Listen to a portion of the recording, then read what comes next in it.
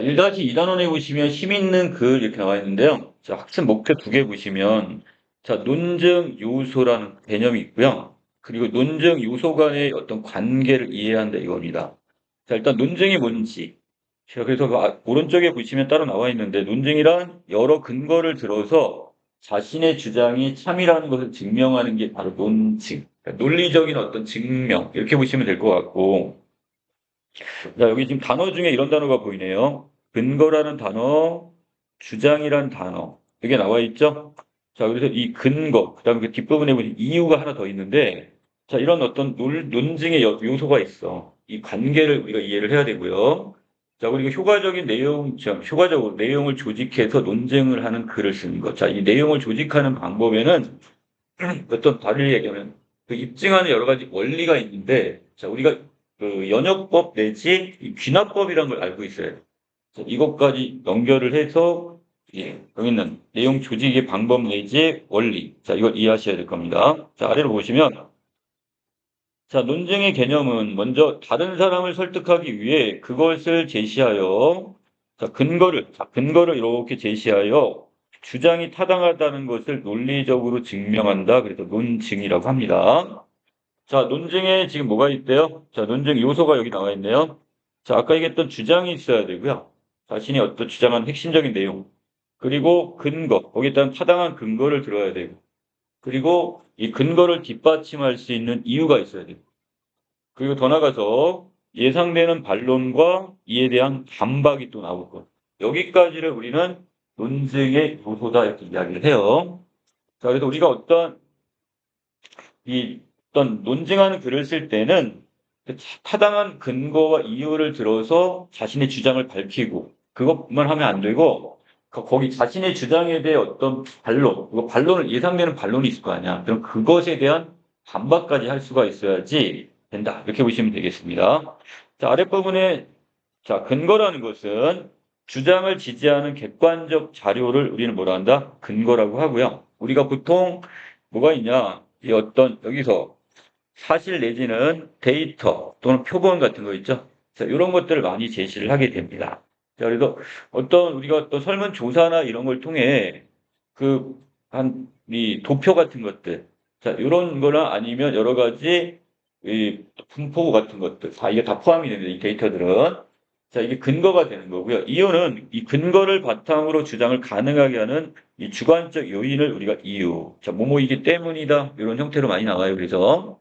그리고 여기에 따른 예상되는 반론이 있고, 그리고 또 거기에 대한 반박. 자, 이런 것들이 다 뭐가 된다? 자, 우리 논증의 어떤 요소다. 이렇게 보시면 될 것 같아요. 자, 아래로 내려오겠습니다. 자, 논증의 방법이 크게 두 가지로 구분을 하는데, 자, 연역 논증과 또 하나는 귀납 논증이 있어요. 자, 여러분들이 알듯 말듯 되게 좀 헷갈리는 부분들이 있어요. 자, 그래서 자, 여기서 이 연역 논증이 뭐냐? 보편적 사실로부터 구체적 결론을 이끌어내는 겁니다. 자, 앞에 부분에 뭐가 나오고요? 보편적인 사실이 먼저 나오고, 거기에 따른 결론은 구체적이어야 됩니다. 자, 그리고 이때 보편적 사실인 전제가 참이 되면, 뭐 대전제나 소전제가 참이 되면, 그 뒤에 있는 결론은 반드시 참이 나옵니다. 자, 이게 연역 논증의 특징이에요. 자, 거기에 비해서 이 귀납 논증은 구체적인 사실로부터 보편적 결론을 이끌어내는 거니까. 자, 어디가 더 일반론적인 거야? 앞이야, 뒤야? 뒷부분이죠? 자, 구체적 사실은 이 보편적 결론 안에 포함이 될 거 아니야. 그러니까 이 뒷부분이 일반적인 어떤 결론을 맺게 되는데, 자, 그러다 보니까 이 특정한 사례를 관찰해서 개연성. 자, 개연성이라는 것은 되게 그럴 것이라고 생각되어지는 성질, 이걸 개연성이랍니다. 우리 소설 같은 데도 이런 거 쓰죠? 참 개연성이 높은 작품이야. 이것은, 그럴 법한 어떤 있음직한 일. 자, 이런 성질을 우리가 개연성이라는데, 그걸 갖는 결론 확립합니다. 이게 무슨 얘기냐? 그래. 자, 이게 우리가 어떤 경우의 수가 100가지가 있는데, 그 중에 99개를 우리가 관찰을 해서 실험을 해서 결론을 도출했어요. 그런데 하나는 안 했어야지. 그러면 이런 경우에 어떤 결론을 내렸을 때 그 결론이 참일 가능성이 높은 거죠. 하지만 반드시 참이라고 얘기는 못해요. 왜? 아직까지가 우리가 남아있는 하나를 관찰하지 않았기 때문에. 자, 그리고 개연성이 높다는 것, 개연성을 가진 결론이라는 것은 그것이 참일 가능성이 높다는 뜻이지 그게 반드시 참이란 뜻은 아니다. 이해되시나요? 자, 그럼 여기다 뭐라고 써놓으면 돼요? 개연성을 가진 결론을 확립한다는 것은 참일 가능성이 높은 결론.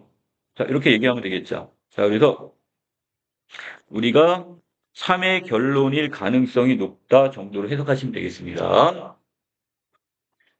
자, 이거 그림의 형식으로 지금 보여드리면요. 자, 논증 요소 아까 세 가지 주장, 이유, 근거가 있다면 자, 우리가 여기 있는 지금 뭐를 통해서 그 이유 그리고 근거를 들어서 자, 거기에 따라서 뭐를 주장하냐면 내가 지금 이야기하고자 주장하는 내용을 이렇게 뒷받침하는 것들이 되는데 자, 화살표를 저는 하나 더 그려놨습니다. 근거는 이유의 뒷받침이 되지만 이것이 직접 근거가 주장의 뒷받침이 되기도 해요. 자, 그렇기 때문에 이렇게 보는 게 좀 더 타당하다고 저는 생각합니다. 자, 그래서 각각의 이유는 주장을 뒷받침하고 그다음에 밑에 있는 근거들은 이유를 뒷받침하긴 하지만 이 근거 자체가 주장을 뒷받침할 수도 있다. 이해되시나요? 자, 그리고 또 한 가지 여러분들이 머릿속에 꼭 오늘 정리해 놓을 것이 바로 여기 있는 요 연역 논증과 귀납 논증의 관계인데 자, 포함의 관계를 네모가 전체를 포함해요. 그리고 그 안에 동그라미가 이제 일부를 포함을 한다는 관계로 본다면 연역 논증의 경우는 자, 앞에 보편적 사실이 앞에 있어. 그리고 결론은 구체적 결론이 여기 나오죠. 자, 이렇다면 어떤 게 더 크다? 범위가 앞에 대전제와 소전제 바로 이 부분 자, 보편적 사실이 드러나는 있는 이 대전제 또는 여기 소전제 부분이 자, 이 소전제 부분이 더 범위가 큰 거고 그리고 구체적 결론은 거기에 포함이 된다 이렇게 보시면 될 것 같아요. 자, 거기에 비해서 귀납 논증은 반대로 되어 있죠. 구체적 사실이 앞에 있고 보편적 결론이 뒤쪽으로 오기 때문에 자, 귀납 논증의 경우는 뒤에 있는 결론 부분이 더 큽니다. 자, 그래서 앞에 있는 구체적 사실들은 이 보편적 그 결론 안에 포함이 되는 관계다 이렇게 보시면 돼요. 머릿속에 정리해 놓으세요. 자, 앞에 부분이 커. 앞에가 결론까지 포함을 해. 그러면 연역 논증. 그 다음에 반대로 자, 전체 결론, 맨 마지막에 있는 결론이 앞에 있는 어떤 부분을 다 포함을 해. 그러면 이런 경우는 귀납 논증, 이 방법이라 생각하시면 될 것 같아요. 자, 본문 들어갈게요. 자, 활동 안내 부분인데, 자, 논증 요소, 논증 방법 이야기 부분입니다. 자, 여성가족부 발표에 의하면 위기 상황에 처한 이 청소년은 자, 78만 명에 이른답니다. 자, 여기까지가 이 문제 상황이 되겠네. 혹시 위기 청소년을 지원하기 위한 특별한 지자체, 행정조직이 있다는 사실을 알고 있는가? 자, 질문을 던졌고요. 자, 바로 청소년 안전망 팀이라는 게 있답니다. 자, 이게 뭐냐? 청소년 안전망 팀은 전담 공무원과 그 다음에 청소년 통합 사례 관리사가 있는 행정조직 체계.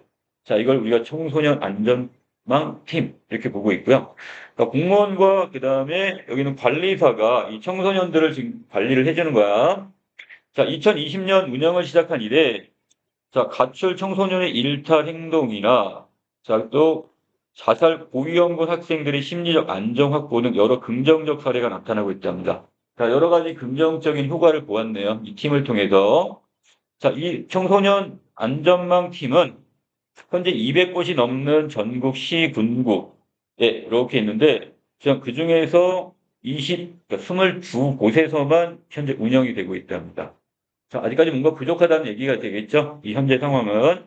이 제도는 우리 사회에 위기 청소년 문제에 대응하기 위한 좋은 제도라 생각한다. 그래서 위기 청소년은 어디에나 있지만 아직 청소년 안전망 팀은 몇 군데 지자체밖에 존재하지 않는다. 자, 따라서 밑에 결론 뭐가 나와야 될까요? 청소년 안전망 팀을 더 확대해야 된다. 운영을 확대하자. 이런 주장이 맨 마지막에 들어갑니다. 자, 2번입니다. 1, 4번에 보면 주장을 뒷받침하기 위한 이유와 근거로 나누어 보래요. 자, 주장은 자, 여기는 우리나라 학교에 급당 학생 수를 줄여야 한다가 여기서 주장이라면 자, 그 근거로서 뭘 들었어요? 자, 여기 있는 자, 지금 미국 예, 지금 여기 있는 STAR. 자, 여기 있는 지금 뭐를 보시고, 프로젝트 연구 결과 소인수 학급, 그러니까 인원수가 적은 학급의 학업 성취도가 일반 학급보다 학업 성취도가 높았다는 결과를 보여줍니다. 자, 구체적인 어떤 데이터 자료는 어디에 들어간다고 했죠? 근거에 들어간다고 했죠. 자, 그리고 이유. 학급당 학생 수를 줄이는 게 교육 효과를 높일 수 있기 때문이란 이유를 들었어요. 자, 이걸 통해서 위에는 주장, 여기에 대한 어떤 근거 이유가 되겠죠. 자, 하나 더 있습니다. 자, 지금 또 하나의 근거 4번을 먼저 보고 갑니다. 4번에 보시면 경제협력개발기구에서 나온 2019학년도 교육 현황 지표에 따르면 자, 우리나라의 중학교 학급당 평균 학생 수는 26.1명이에요. 자, 여기 있는 경제협력개발기구, 이걸 OECD라고 하는데 OECD 기구 평균 23.3명입니다. 자, 그럼 우리나라는 지금 OECD 평균에 비해서 높은 편이죠.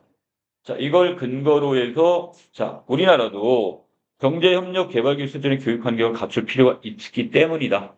그래서 학급당 수를 줄이자. 이런 주장을 할 수가 있는 거죠. 되나요? 자, 이거 여러분들 어디가 근거고 어떻게 이유인지 이걸 따로따로 지금 정리를 하셔야 될 겁니다.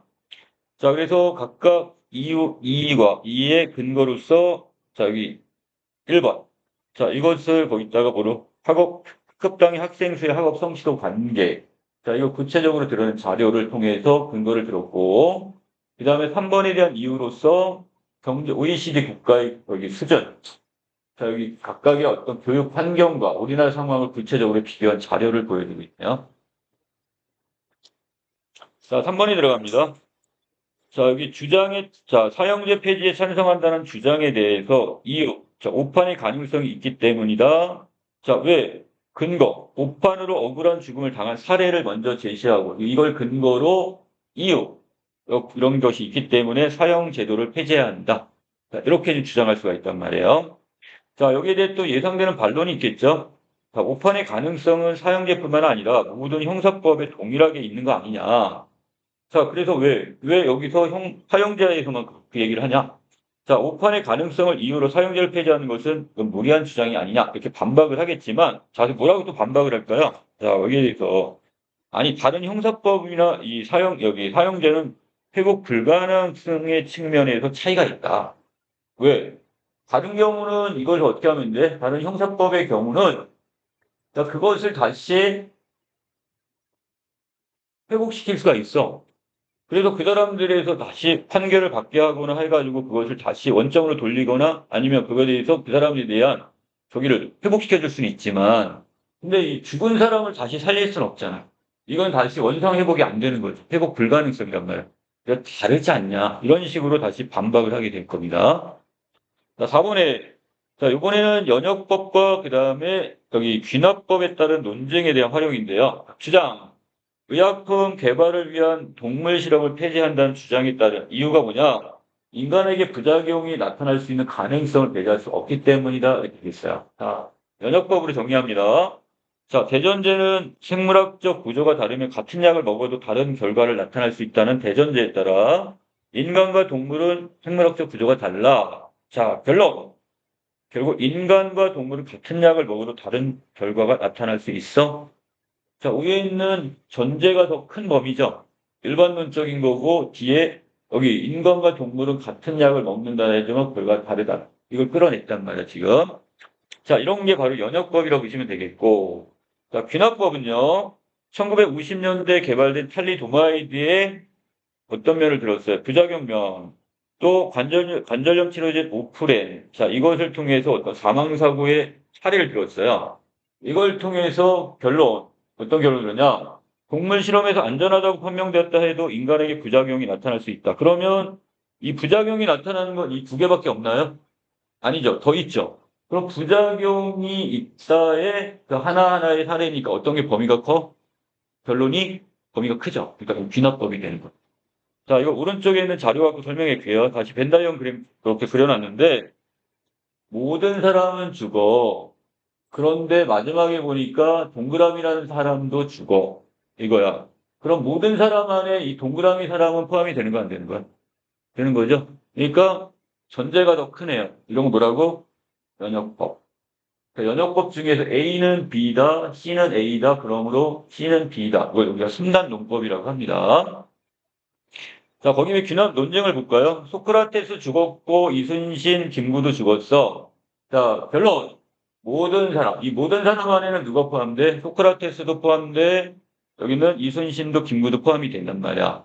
자, 그렇다면, 여기는 어디가 큰 거야? 결론이 더 커지니까. 자, 이것은 귀납법. 이렇게 큰 거, 어떤 게 범위가 큰지를 해가지고 여러분들이 이렇게 한번 찾아보세요. 그럼 좀 빠르게 지금 잡을 수 있을 겁니다.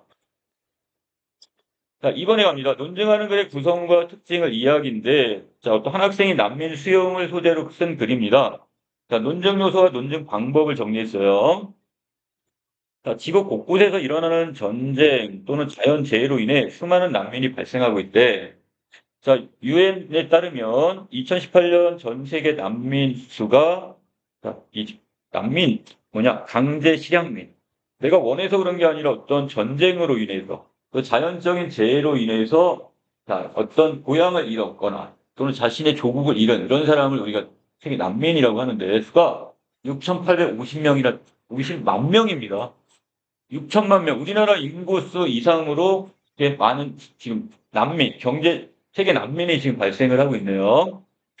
자, 지금도 2.4초당 1명꼴입니다.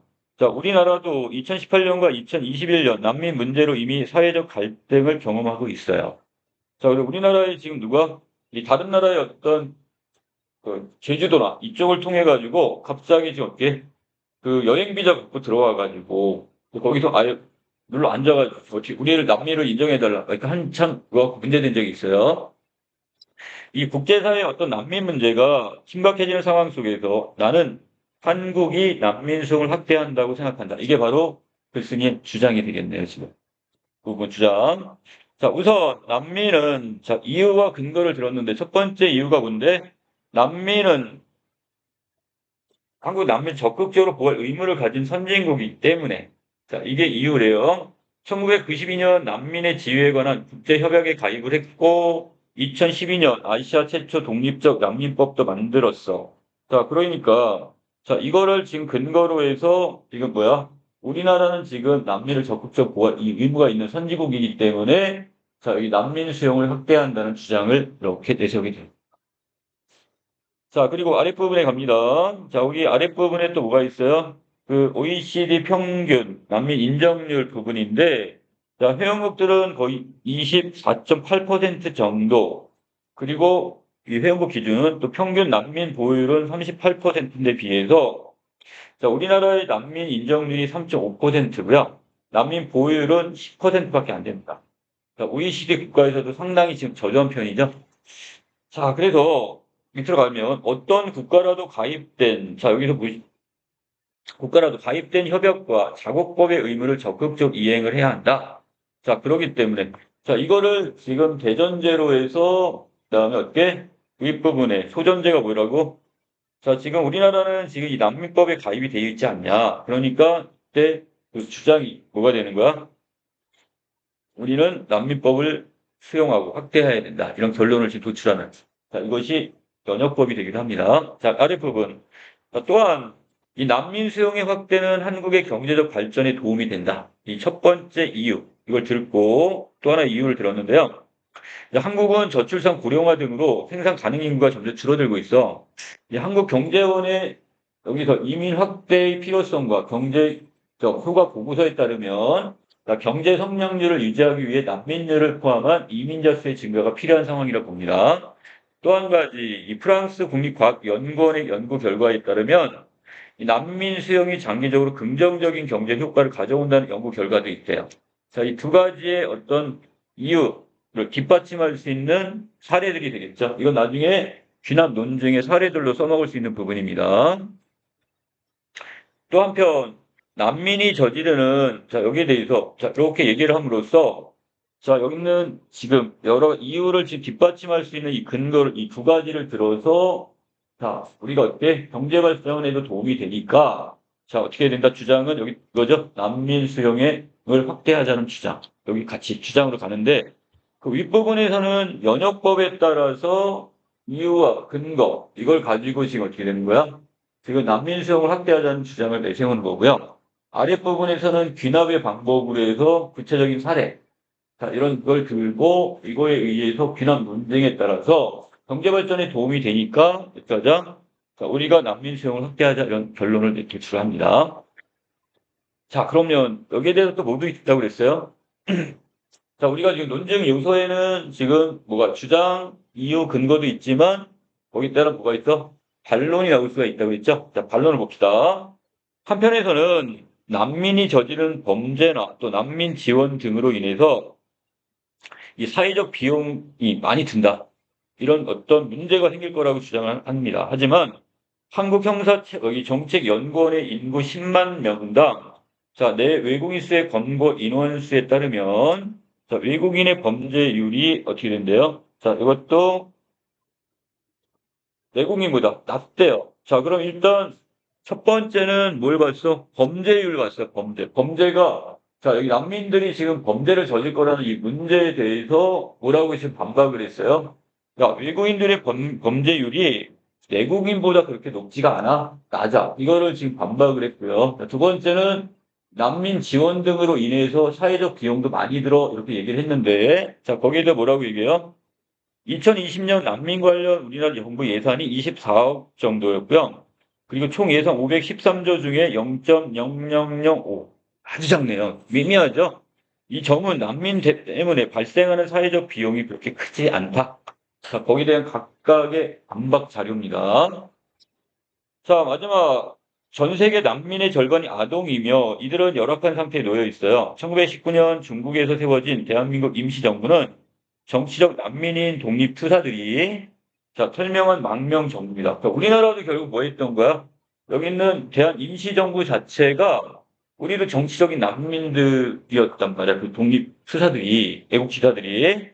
자, 그러므로 1950년도 한국 전쟁 때 우리는 국제사회 난민 지원에 큰 도움을 받았어. 이런 역사를 기억하면 우리는 이제 어떻게 해야 돼? 반대로 우리도 이제 받았으니까, 도움을 받았으니까 베풀어야겠죠? 한국은 난민 수용을 확대한다는 자, 주장을 이렇게 강조하면서 글을 마무리하고 있네요. 자, 왼쪽 부분, 이건 조금만 간단하게 볼게요. 주제문에 대해 독자가 쉽게 이해할 수 있도록 정보 제공을 하고, 동시에 독자도 문제 상황과 연관이 있다는 점을 밝혀서 시작을 해야겠다. 왜? 우리나라도 지금 어떻게 돼? 지금 2018년하고 2021년에 이걸로 해서 한 번 사회적 갈등을 겪지 않았냐. 자, 그러니까 우리도 지금 관련이 있다. 이런 내용. 자, 그 다음에 또 한 번 여기 자신의 주장이 뭔지 맨 마지막에 파란색으로 이렇게 제시를 했죠. 자, 그래서 주장은 결국 한국이 난민 수용을 확대하자는 주장까지가 바로 이 문단에 들어가 있어요. 자, 그리고 밑에는 주장을 뒷받침할 수 있는 뭐가 들어가 있을까요? 자, 여기 근거를 지금 제시하는 장면. 자, 근거 제시. 자, 그리고 그 밑으로 내려왔을 때 자, 독자도 공감할 만한 보편적 사실을 바탕으로 이유를 설명한대요. 자, 여기 지금 예를 들어서 그 한국인이 뭐 경제 발전에 도움이 된다. 자, 이걸 그래서 그 자료들로 한국경제연구원의 자료와 프랑스 국립연구원의 보고서. 자, 이것을 그 자료들로 이렇게 제시해서 이유를 제시했네요, 지금. 자, 또한 뒷부분에 독자 입장에서 제기하면 예상 반론이 분명히 있겠죠. 자, 이것에 대해서 적극적으로 반박하는 부분도 여기 보여집니다. 자, 마지막 부분에서는 글의 마무리 부분인데요. 문제 해결이 시급하다는 점. 자, 그리고 이 문제가 독자와 관련되어 있다는 점을. 자, 우리도 이미, 자, 우리나라 지금 독립투사들이 활동했던 대한민국 임시정부나 1950년 한국전쟁. 우리 조상들, 우리와 관련된 거 아니냐. 자, 주장을 다시 한번 명확하게 드러낸 부분이었습니다. 자, 뒤로 넘어가겠게요. 자, 이거 표로 정리했어요. 자, 이거를 여러분들이 머릿속에 정리를 해놓으라는 뜻이에요. 자, 주장은 대한민국 난민 수용을 확대한다라는 주장에 대해서 그 이유로서 두 가지를 들어보고 있네. 하나는 대한민국은 난민을 구할 의무를 가진 선진국이라는 거. 두 번째, 난민 수용의 확대는 대한민국의 경제 발전이나 이런 발전에 도움을 줄 수 있다는 거. 자, 그리고 그 근거로서, 첫 번째 이유에 대한 근거로서, 자, 우리가 지금 1992년, 2012년에 난민법에 가입을 했고, 난민법도 제정이 됐다. 자, 그리고 두 번째로서, 현재 우리 난민 인정률이나 보호율이 지금 OECD 국가에 비해 상당히 지금 낮다. 자, 이걸 근거로 들었고, 자, 이런 어떤 숫자나 이런 것들이 나온다 그러면 근거라고 보셔도 돼요. 자, 그리고 두 번째 이유가 난민 수용 확대는 대한민국의 발전에 도움을 줄 수 있다는 걸로 해가지고 이 한국경제연구원의 그 보고서 자료와 그다음에 여기서 난민 수용이 외로 긍정적 경제효과를 가져온다는 내용의 보고서. 자, 이거 연구 결과 이것을 근거로 제시했죠. 자, 예상 반론은 야, 이 난민이 들어오면 범죄 많이 생겨나고 또 사회적 비용도 많이 들지 않냐? 이런 문제가 있지 않냐? 이렇게 얘기하겠지만 자, 반대로 이 난민 수용으로 인한 범죄율 증가의 원인, 자, 난민 수용이 범죄율 증가의 원인이 될 수는 없다. 자, 또한 우리 정부 예산 중에 자, 여기에서 지금 그 난민을 위해 지금 이게 책정된 예산 자체가 그렇게 많지가 않아. 그래서 사회적 비용이 그렇게 크게 발생하지도 않을 거야. 자, 이렇게 반박을 하면 됩니다. 자, 우리가 논증 방법 두 가지가 있는데, 두 번째 문단에서는 연역법을 썼고요. 그 다음에 세 번째 문단은 귀납법을 썼습니다. 자, 연역법은 보편적 사실이 앞에 나오는 거라고 했어. 자, 대전제로서 국제협약에 가입되어 있거나 법이 제정되면 그 협약과 법이 규정된 의미를 적극적으로 이행한다는 대전제와 또 대한민국은 난민 국제 관련 협약에 가입되어 있어. 난민법도 제정되어 있다. 자, 두 개의 전제를 통해서 구체적 결론. 대한민국은 자, 여기서 난민 관련 국제 협약과 자국부에 규정된 난민 보호 의무를 적극적 이행한다는 결론을 도출했네요. 자, 또 밑에 3문단에서는 경제 성장률 유지를 위해서 이민자 수가 증가한 상황. 자, 이 경제원 보고서. 그리고 두 번째 프랑스 국립과학연구원의 연구 결과. 이걸 통해서 어떤 결론을 난민 수용 확대는 외려 대한민국 경제 발전에 도움이 된다는 결론. 자, 아까 제가 이거 잘못 설명했던 부분이 하나 있네요. 보편적 결론은 여기는 어떤 거? 바로 아랫부분을 보셔야 됩니다. 그 위에 있는 뭐 여기 그 조금 뭐였어?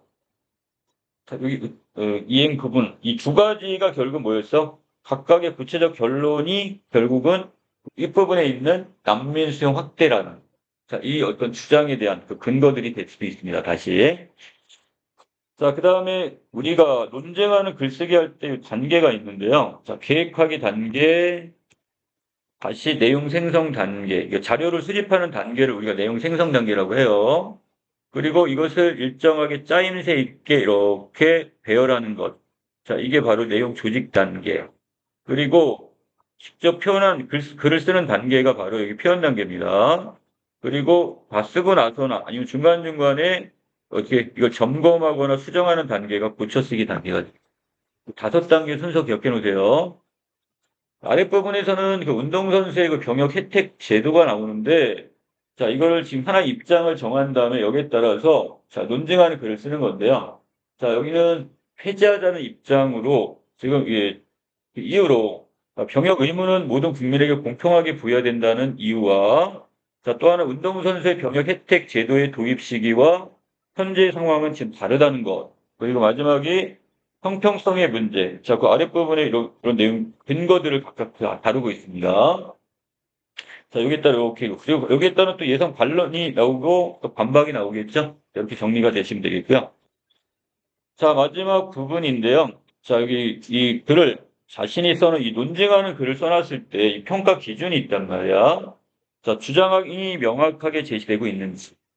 그리고 이유와 주장을 적절하게, 이유는 그다음에 근거나 이런 것들이 주장을 적절히 뒷받침하고 있는지, 근거는 충분하고 타당성 있고 신뢰성이 있는지, 자, 또 예상되는 반론을 제시했고 적절히 반박을 했는지, 자, 마지막 논증 방법을 적절하게 활용해서 내용을 조직했는지, 자, 이런 것들이 다 이 논증의 어떤 조건들과 관련이 있기 때문에, 자, 이걸 평가 기준으로 삼으면 되겠습니다. 자, 여기까지 내용 정리 마칠게요.